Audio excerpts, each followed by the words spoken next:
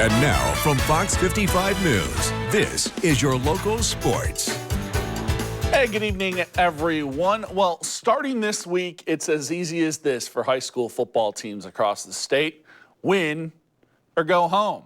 After 9 weeks, the state tournament is finally here. Sectionals begin tomorrow night, but our game of the week has us reminiscing on week 5. For the second time this season, Leo and East Noble match up in the locker room's game of the week. Lions ranked number 2 in 4A, Knights number 11.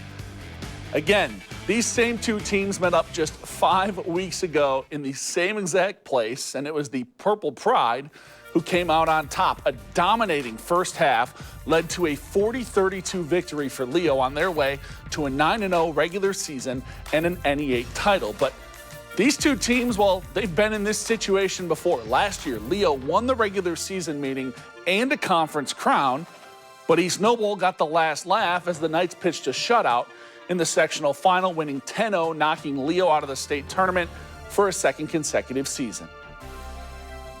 Can't live in the past, but also, like, it hurts. Those past 2 years losing the sectional, so, like, it built a fire inside of us, and it ignited something, and we had to prove something on Friday. I mean, it is a new year, and this is a different team, and, I mean, we proved it earlier in the year, and we can prove it again. We punched them in the mouth the first and second quarter. We came out a little slow. We made some mistakes, but, I mean, you take those mistakes away, and it was our game the entire time. So if we can just play smart football, and we limit the mistakes and the balls on the ground and everything, then we'll be good. Week 5 doesn't matter right now in terms of us winning that game. Our message to our guys is you got to play your best game of the year in week 10. And it's kind of like that every year. You got to play your best football in the playoffs and in October, November. And so, that's our main message is you better be ready to play and play physical and, play better than you did in week 5. Once we lost to Leo, we kind of recognized that the conference season was over and we had to make some changes. And so we went about kind of, altering some things and moving some people around and figuring out what we could be best at. And, that cost us a little bit mid-season. But, we did it because, here's the goal. Here's the plan.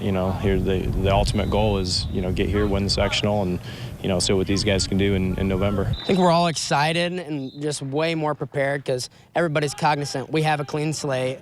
Every team is 0-0 in the postseason, and I think that helps us prepare even more because we know it's all or nothing now, and we got 18-something seniors, so none of us want to go home.